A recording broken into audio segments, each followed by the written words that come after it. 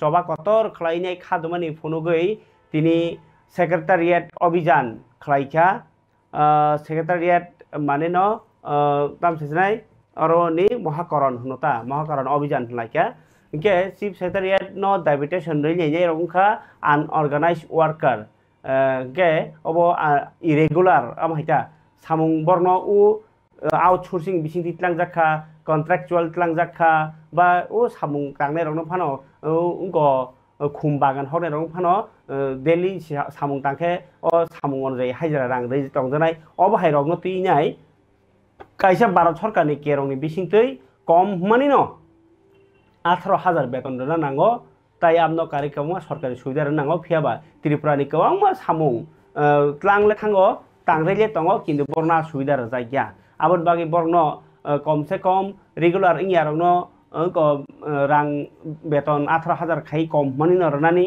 ताई जे बरक रक सामुं गोबां मा तांगो अ सामुं अनुयायी रां रनानि इंगाय आमनो कारिबा हायनो अ सामुं तांग्रै रेगुलार इंयावैनो बा इंको फिक्स मामांनो सामुं तांगै थै थांगा बरनो 10 लाख रां रनानि आमहायरक काइब्रै काइबा सानमुं तैनाय तिनि एडवोकेट सिनियर एडवोकेट पुरुषोत्तम राय बर्मननि तैजल मुंबाय ओ अंकरक तामसानाय इरेगुलार स्टाफ रक तिनि अभियान खालायलायखा माने चिफ सेक्रेटारियानि थानियाव डेपुटेसन होनानै थांनायखा लामा दोगजरा हिमबत खालायलायनाय अल खरक थाङै चिफ सेक्रेटारियाव डेपुटेसन रिमानि कक खोनायादि तिनि आगरतला कितिङि हिमबत खायनो अ रेली खालाय रिमानि कक पुरुषोत्तम राय ब्रह्मनि खबर রাজ্যের 40 লক্ষ অনিয়মিত কর্মচারীদের দাবি দাওয়া নিয়ে ত্রিপুরা অনিয়মিত কর্মচারী মঞ্চ মহাকরণ অভিযানে সামিল হচ্ছে।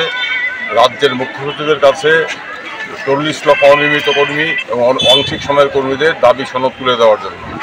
আমাদের যেটা মূল দাবি হচ্ছে সমস্ত অনিয়মিত কর্মচারীদের অবিলম্বে নিয়মিতকরণ করতে হবে।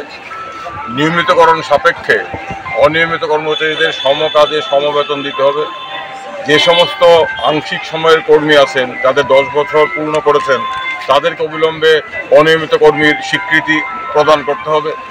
যে সমস্ত অনিয়মিত কর্মচারী ইতিমধ্যে শূন্য হাতে অবসরে গেছেন তাদেরকে এককালীন 10 লক্ষ টাকা ক্ষতিপূরণ দিতে হবে। যে সমস্ত অনিয়মিত কর্মচারী মারা গেছেন তাদের প্রত্যেকের পরিবারকে 10 লক্ষ টাকা ক্ষতিপূরণ দিতে হবে। আমরা দাবি করছি অনিয়মিত কর্মচারীদের জন্য যে স্কিম ছিল 2006 এবং 2007-এর স্কিম, সেই স্কিম 31 জুলাই 2018-তে বাতিল করা হয়েছিল। আমরা দাবি করছি অবিলম্বে অনিয়মিত কর্মচারীদের জন্য স্কিম পুনরায় চালু করতে হবে। আমাদের দাবি হচ্ছে আপনার যারা পাম্প অপারেটর আছেন পাম্প অপারেটরদের মজুরি বকেয়া আছে সেই বকেয়া মজুরি প্রদান করতে হবে এবং পাম্প অপারেটরদের কাজের শর্ত পরিবর্তন করা যাবে না। এই দাবিগুলো নিয়ে আমরা এই দাবিগুলো এই রাজ্যের অনিয়মিত কর্মচারীদের দীর্ঘদিনের দাবি, তারা দীর্ঘদিন ধরে বঞ্চিত, তাদের প্রতি বিশ্বাসঘাতকতা করা হয়েছে।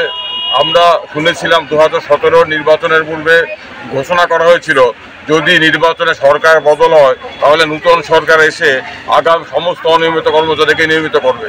সেই প্রতিশ্রুতি আমাদের অনিয়মিত কর্মচারী বন্ধুরা অনেকেই বিশ্বাস করেছিলেন, কিন্তু আমরা দেখলাম সেই প্রতিশ্রুতি তো রক্ষা করা হলোই না। উপরন্তু 2018-র 31 জুলাই আমাদের অনিয়মিত কর্মচারীদের জীবনে একটি ভয়ঙ্কর কালো দিন, কারণ ওই দিন অনিয়মিত কর্মচারীদের নিয়মিতকরণ করা, পার্ট টাইম কর্মীদের 10 বছরের পর ডিআরডব্লিউ করা, পার্মানেন্ট লেবার, ক্যাজুয়াল লেবারদের ফার্ম ওয়ার্কার করার যে সমস্ত সার্কুলার স্কিম 2006-07 সনে চালু করা হয়েছিল সেগুলো বাতিল করা হলো।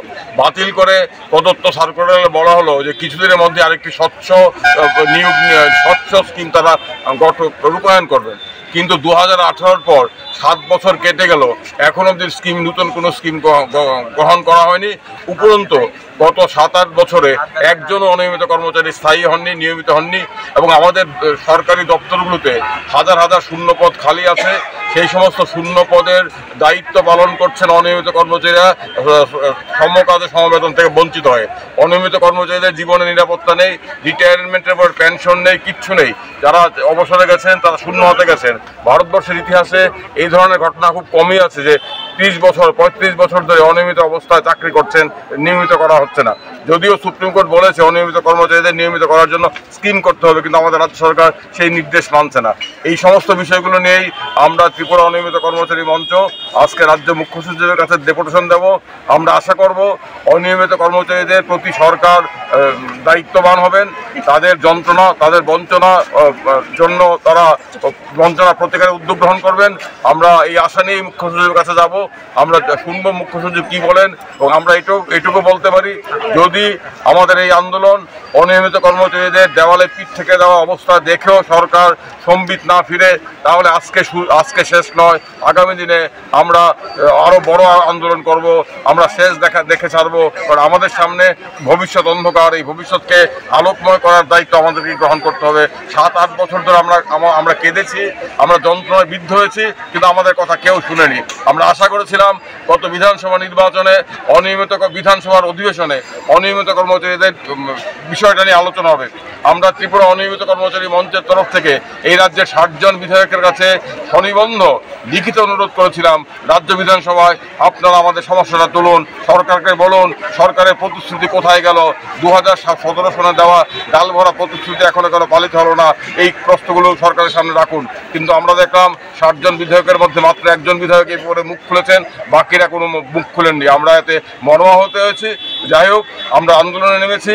আমরা আশা করব রাজ্যের মুখ্য সচিব আমাদের দাবিগুলির যৌক্তিকতা স্বীকার করে দাবিগুলো পূরণে উদ্যোগ গ্রহণ করবেন, এবং এই আশা নিয়েই আমরা যাচ্ছি।